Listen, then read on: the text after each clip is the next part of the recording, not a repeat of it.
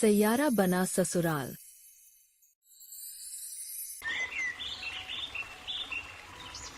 गरिमा की शादी को अभी साल भर ही हुआ था। उसका एक भरा पूरा ससुराल था जिसमें उसके सास ससुर, जेठ जेठानी, ननद और एक देवर था। लेकिन गरिमा के मायके में केवल उसका छोटा सा परिवार था, इसलिए उसे इस बड़े ससुराल में इतने लोगों के बीच रहना पसंद नहीं था, जिस कारण वो साल भर के अंदर ही अपनी जॉइंट फैमिली से अलग होने की बात करने लगी। देखो विशाल, मैं अब और इतने लोगों के ये बर्तन भांडे और कपड़े नहीं धो सकती। मुझसे अब ये सब नहीं होता। जब से आई हूँ बाई बनाकर रख दिया है। लेकिन गरिमा, भाभी भी तो ये सब करती है ना। और माना कि बड़े परिवार में कई दिक्कतें आती हैं, लेकिन मुसीबत के वक्त भी तो यही काम आते हैं। विशाल, मैं यहाँ तुम्हारा भाषण सुनने नहीं आई। वैसे भी तुम्हारी माँ कम है जो हर वक्त भाषण देती रहती है। बहू, ठंडा पानी मत पियो, गला खराब हो जाएगा। रात को बाहर बाल खोड़कर मत जाओ, चौराहे पर पैर पड़ जाएंगे तो बुरी बलाएं साथ आ जाएंगी और ना जाने क्या क्या। इस घर में मैं कितना भी कुछ भी कर लूं, लेकिन तुम्हारे घर वाले है ना, मुझे कुछ नहीं समझते। तुम्हारी माँ की नजर में तो तुम्हारी भाभी बढ़िया है, क्योंकि वो उनकी पसंद की है ना। देखो विशाल, अब अलग रहना है मुझे बस, नहीं तो मैं हमेशा हमेशा के लिए अपने मायके चली जाऊंगी, कह देती हूँ।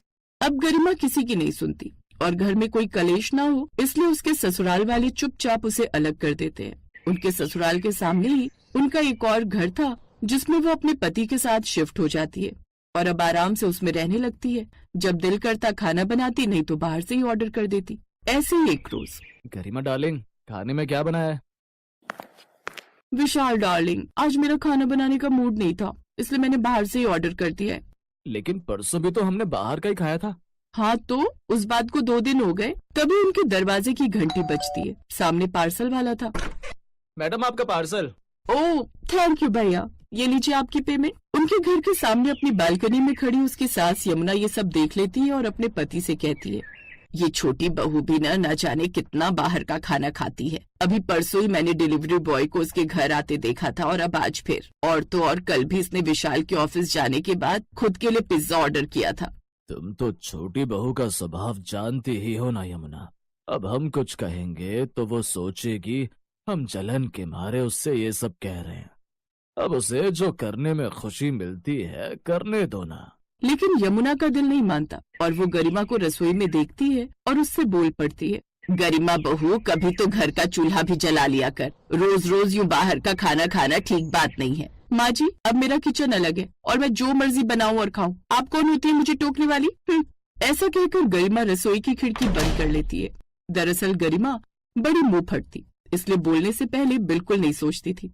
साथ ही उसे हमेशा यही लगता था कि उसके ससुराल वाले उसे खुश देखकर जलते हैं। ऐसे ही समय बीतता है। एक रोज जब विशाल ऑफिस गया था और गरिमा अपनी बालकनी में कपड़े सूखने डाल रही थी, तभी अचानक से उसे उल्टियां होने लगती हैं और वो बेहोश होकर गिर जाती है। सामने अपनी बालकनी में बैठी उसकी जेठानी विद्या उसे देख लेती है।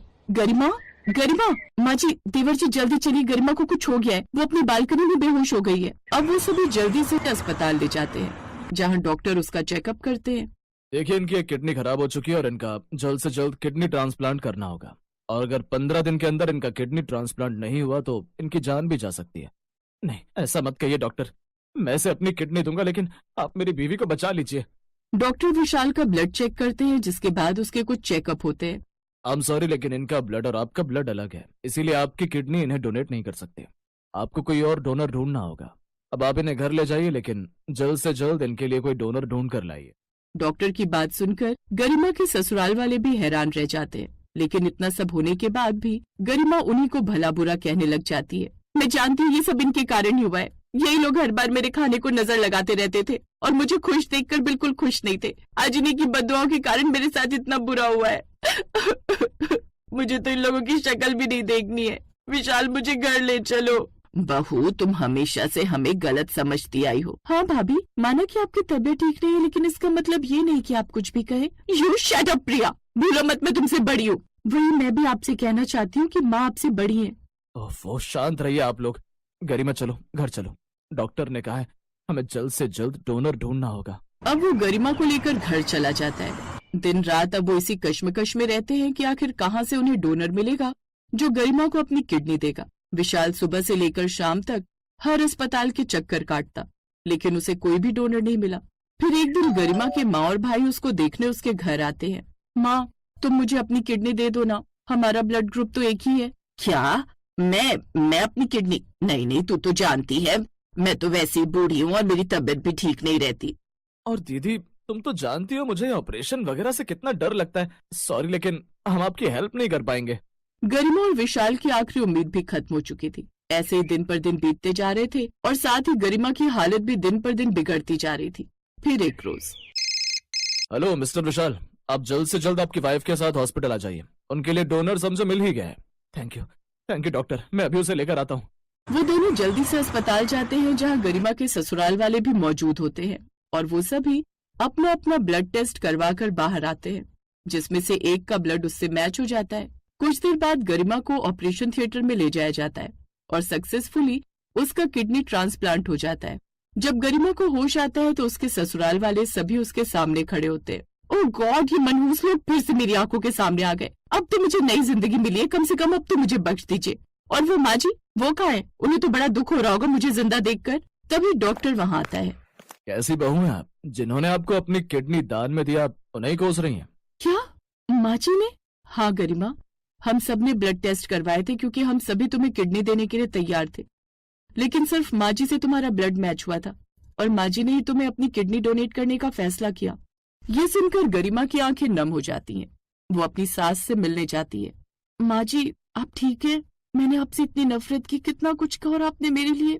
बहू, अब मेरी उम्र ही कितनी बची है, मैं आज हूँ कल नहीं, लेकिन तेरे आगे तो सारी उम्र बाकी है बेटी। और एक माँ अपनी बेटी को यूं मरता हुआ कैसे देख सकती है?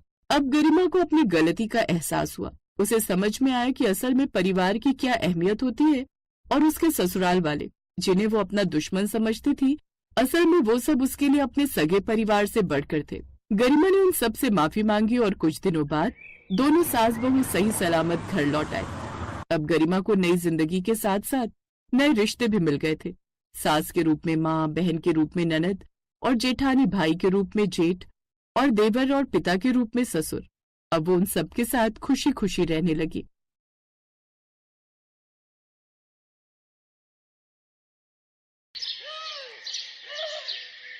विदाई के वक्त सिमरन अपने पिता से लिपट कर खूब रोती है।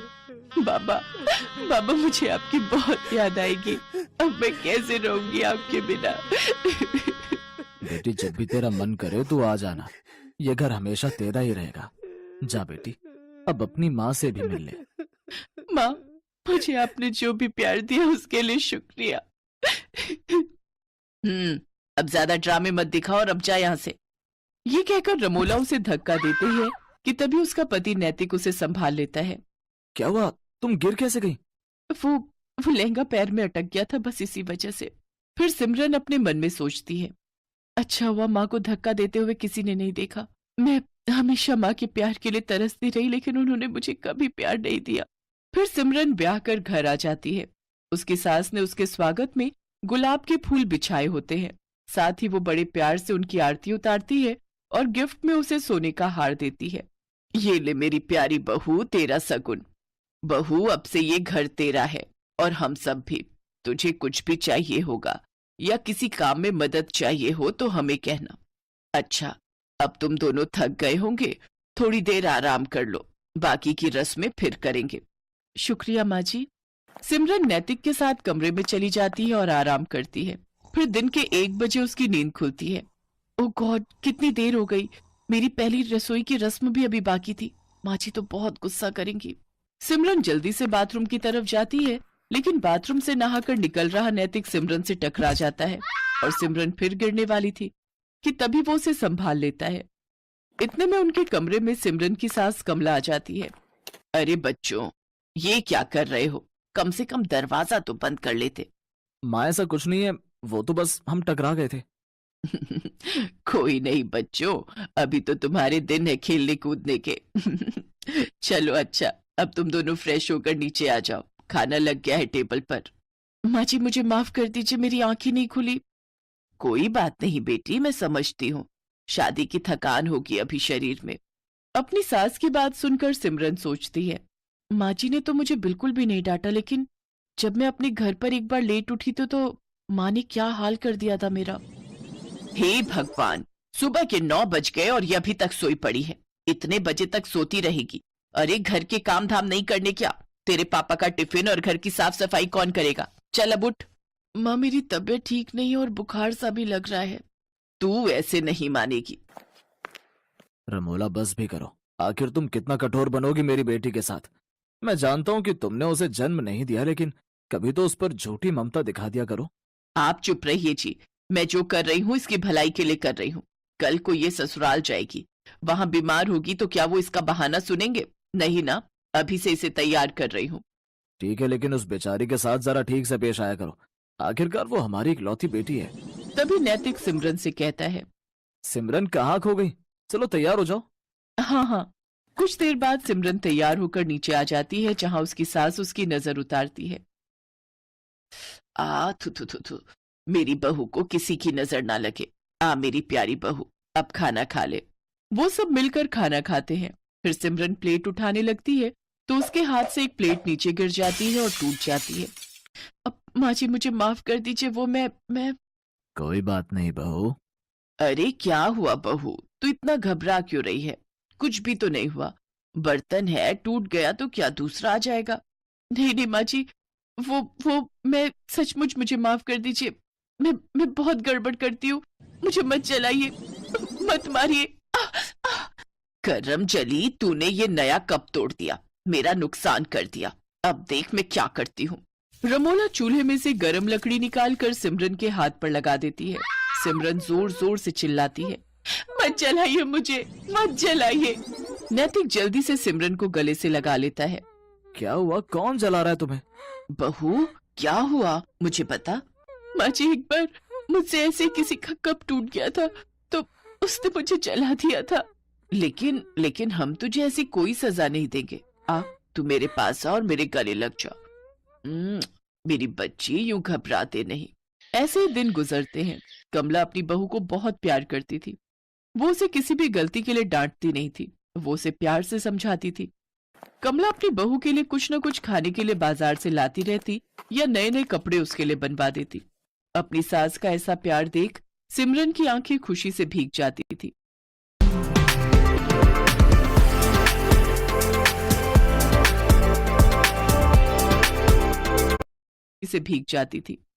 ऐसे ही एक रोज कमला सिमरन की पसंद का गाजर का हलवा बनाती है और उसे अपने हाथों से खिलाती है तो सिमरन की आंखों से खुशी के आंसू बहने लगते हैं। ये देख कमला सिमरन से कहती है, बस बहू, बहुत हुआ। मैं जब भी तुझे ज्यादा प्यार देने की कोशिश करती हूँ तो तेरी आंखों से आंसू बहने लगते हैं। आखिर क्या बात है बेटी, अपनी माँ समान सास को नहीं बताएगी? माँ जी, आप तो बहुत अच्छी हो और मुझे बहुत प्यार करती हो, लेकिन तभी दरवाजे पर दूध वाला आता है। सिमरन को देखकर उसकी नजर उस पर फिसल जाती है और वो उसका हाथ पकड़ लेता है। छोड़ो, छोड़ो मुझे, छोड़ो। एकदम मलाई की तरह मखमली हो तुम तो। तभी कमला भी वहां आ जाती है और उसे देखकर दूध वाला कहता है, माँ जी देखो ना, आपकी बहू मेरा हाथ पकड़ रही है। कमला जोरदार थप्पड़ उस दूध वाले को मारती है। नास पिटे, तू मेरी बहू पर इल्जाम लगाएगा, उसे छेड़ेगा, ये ले। कमला उसे मारकर वहां से भगा देती है। अपने ऊपर अपनी सास का भरोसा देखकर सिमरन रो पड़ती है और अपनी सास के गले लग जाती है। आप बहुत अच्छी हो माँ जी, आपने मुझ पर भरोसा किया, नहीं तो माँ तो। क्या माँ बहू, आप पूछ रही थी ना कि आपका ज्यादा प्यार पाकर मेरी आंखें नम क्यों हो जाती है? क्योंकि बचपन से लेकर आज तक मैं जिस प्यार के लिए तरसती रही, वो प्यार आपने मुझे दिया है। जब मैं 6 महीने की थी तभी मेरी माँ गुजर गई थी। तब बाबा दूसरी माँ लेकर आए ताकि वो मुझे माँ का प्यार दे सके, लेकिन उन्होंने कभी मुझे माँ का प्यार नहीं दिया और अब वो प्यार मुझे आपसे मिला। जैसे आज दूध वाले ने हरकत की, ऐसे एक बार मेरे यहाँ के दूध वाले ने मेरे साथ की थी, लेकिन माँ ने उसे गलत ठहराने की जगह मुझे ही गलत समझा था। कोई बात नहीं बहू, आज से मैं तेरी माँ हूँ और रमोला बहन ने भले ही तुम्हें प्यार ना दिया हो, लेकिन एक यशोदा बनकर तुम्हें पाला तो है, तभी तो मुझे इतनी प्यारी बेटी जैसी बहू मिली है। तभी दरवाजे पर रमोला और मनोहर खड़े होते हैं। ये सब बातें सुनकर उनकी आंखों में आंसू आ जाते हैं। रमोला को अपनी गलती का एहसास हो जाता है और वो सिमरन से माफी मांगती है। उस दिन के बाद सिमरन को अपनी सौतेली माँ और सास दोनों से बहुत प्यार मिलता है।